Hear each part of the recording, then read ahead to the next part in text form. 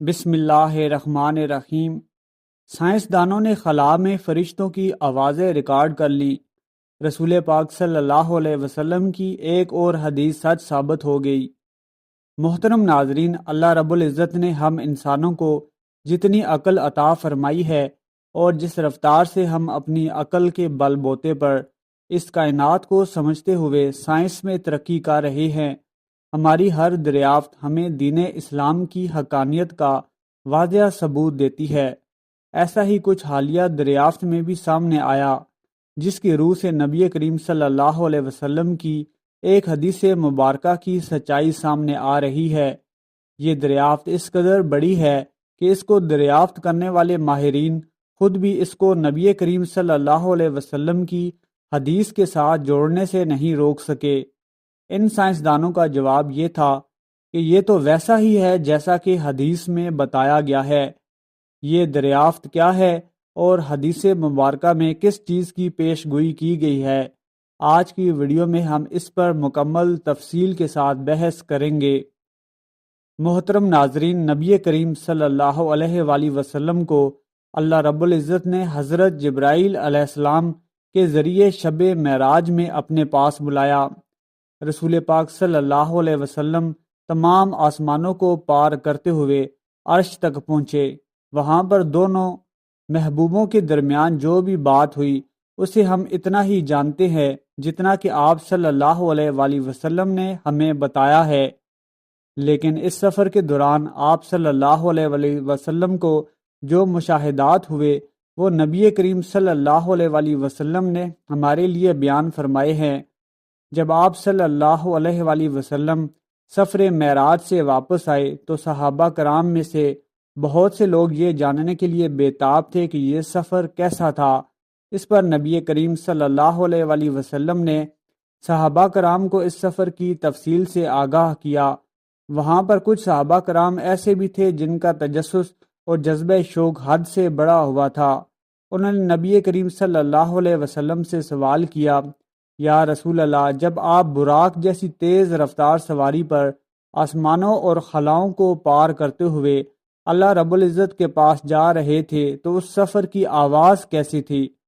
محترم ناظرین، یہ سوال اپنے آپ میں نہایت ذہانت کا ثبوت ہے کہ صحابہ کرام اس سفر کی ہر تفصیل کو جاننے کے لیے بے حد شوقین تھے اور وہ اپنی عقل میں آنے والے ہر سوال کا جواب جاننا چاہتے تھے۔ وہ جانتے تھے کہ نبی کریم صلی اللہ علیہ وآلہ وسلم کے سامنے اللہ رب العزت نے تمام حجابات ہٹا دیے۔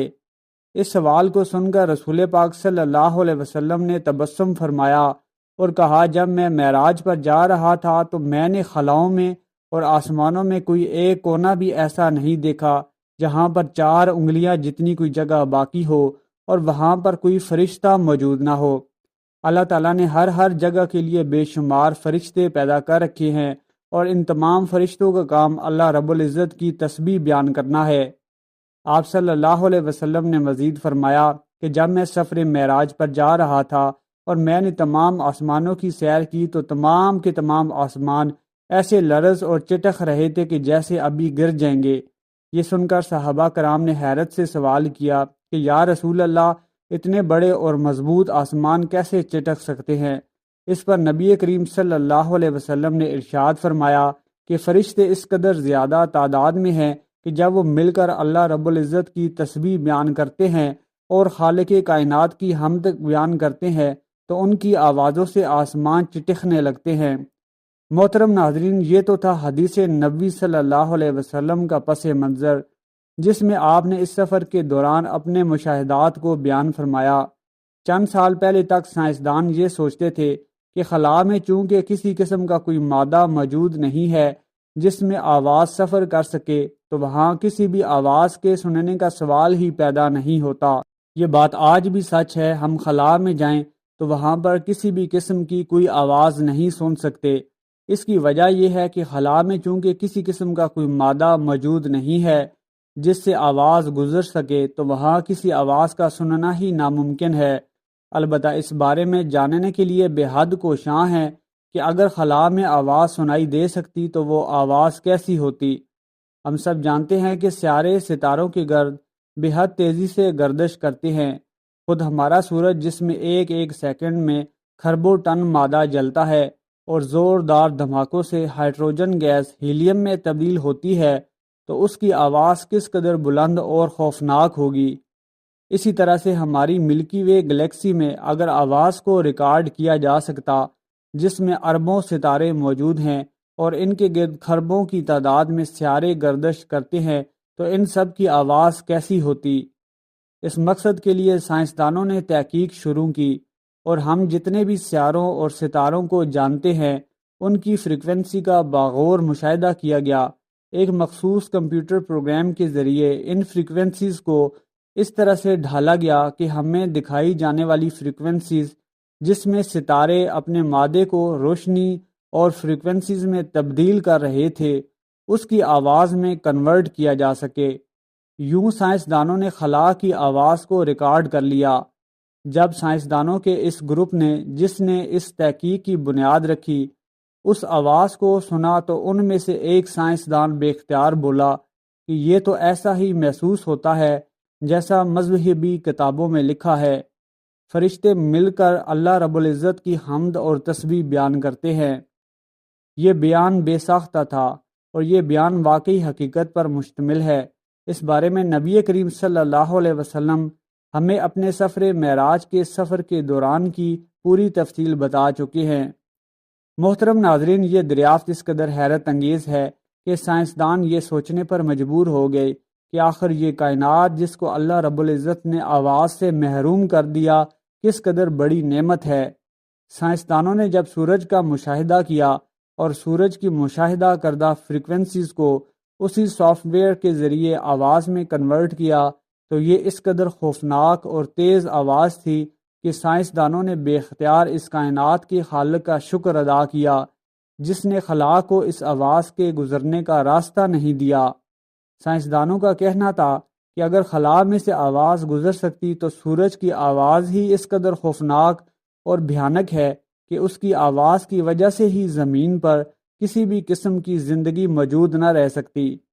اس حوالے سے سائنسدانوں کا یہ بھی کہنا ہے کہ اگر کبھی بھی کوئی ایسا حادثہ خلا میں کوئی ایسا مادہ وجود میں آ گیا جو آواز کو ٹرانسمٹ کر سکے، تو سورج کی بھیانک اور خوفناک آواز کی وجہ سے زمین پر موجود تمام کے تمام جاندار فوری طور پر موت کا شکار ہو جائیں گے۔ محترم ناظرین، یہ تو سائنس کا مشاہدہ ہے۔ اب ہم آپ کو بتاتے ہیں کہ ہمارا دین اسلام اس بارے میں کیا کہتا ہے۔ ہم جانتے ہیں کہ جب قیامت کا مرحلہ آئے گا تو اللہ رب العزت کے حکم سے حضرت اسرافیل علیہ السلام جو ہاتھ میں سور تھامے کھڑے ہیں سور پھونکیں گے، اور اس سور کی آواز کے لیے اللہ رب العزت پوری کائنات کو اس قابل کر دیں گے کہ اس کی آواز پوری کائنات میں ٹرانسمٹ ہو سکے۔ ہم جانتے ہیں کہ سور کی آواز سے زمین پھٹ جائے گی، سمندروں میں آگ لگ جائے گی، اور پہاڑ پھٹ کر روئی کے گالوں میں تبدیل ہو جائیں گے۔ انسانوں میں سے جو بھی یہ آواز سنے گا اس کا دل پھٹ جائے گا اور جسم کے چیتھڑے اڑ جائیں گے۔ لوگ بے تابی اور وحشت کے مارے اس آواز سے بچنے کے لیے ادھر سے ادھر بھاگیں گے، لیکن انہیں کوئی جائے پناہ نہیں ملے گی، کیونکہ اس آواز کو کسی بھی طرح سے روکا نہیں جا سکتا۔ سائنسدان اس کی وجہ یہ بھی بیان کرتے ہیں کہ اگر سورج کی آواز زمین تک ٹرانسمٹ ہو سکتی تو آواز کی لہروں نے زمین پر موجود تمام کے تمام مادے کو اس طرح سے ڈسٹرب کرنا تھا کہ ایٹمز مالیکیولز کی حدود کو توڑ کر آزاد ہو جاتے۔ ہم سب جانتے ہیں کہ زمین پر موجود ہر قسم کی زندگی ان ایٹمز کے مالیکیولز میں قید ہونے کی وجہ سے ممکن ہے۔ اگر ایٹم مالیکیول کو توڑ کر آزاد ہو جائیں تو تمام کی تمام زندگی کے چیتھڑے اڑ جائیں گے۔ خود فرشتوں کی تسبیح اور حمد کی آواز اس قدر بلند و بالا ہے کہ اگر وہ پوری شدت کے ساتھ زمین پر ٹرانسمٹ ہو سکے تو اس آواز کی ہیبت اور جلال کی وجہ سے ہم انسانوں کے پتے پانی ہو جائیں اور دل کام کرنا چھوڑ جائیں، کیونکہ اللہ جل شانہ کی جو تسبیح اور حمد فرشتے بیان کرتے ہیں اس کو سننا ہم انسانوں کی بس کی بات ہی نہیں ہے۔ خلا کی آواز جو سائنسدانوں نے ریکارڈ کی ہے یہ بھی نہایت ہی کم درجے کی فریکوینسیز میں ریکارڈ کی گئی ہے، تاکہ اسے سننے کے قابل بنایا جا سکے، ورنہ سائنسدانوں کے مطابق یہ آواز اس قدر بلند فریکوینسیز کی ہے کہ اگر اسے پوری شدت میں سنا جا سکے تب بھی ہمارے کان اس قابل ہی نہیں ہیں کہ اس آواز کو برداشت کر سکیں، نہ ہی ہمارا جسم اس قابل ہے کہ اس آواز کے اثرات کے سامنے ٹھہر سکے۔ اول تو ہمارے پاس ایسے آلات ہی موجود نہیں ہیں جو اس قدر برداشت کے حامل ہوں کہ وہ اس آواز کو ہم تک ٹرانسمٹ کر سکیں۔ محترم ناظرین، اللہ رب العزت کا یہ کس قدر ہم پر بڑا کرم ہے کہ اس نے کائنات کے درمیان اس وسیع و عریض خلا کو ان آوازوں کے لیے مادے سے محروم رکھا اور ہماری زندگیوں کو خطرے میں نہیں ڈالا۔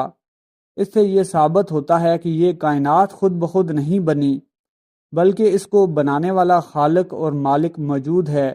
بے شک تمام تعریفیں اللہ کے لیے ہیں کہ جس نے اس کائنات کو اپنے حکم کن سے پیدا کیا اور وہی اپنے حکم سے اس پوری کائنات کو فنا کرے گا۔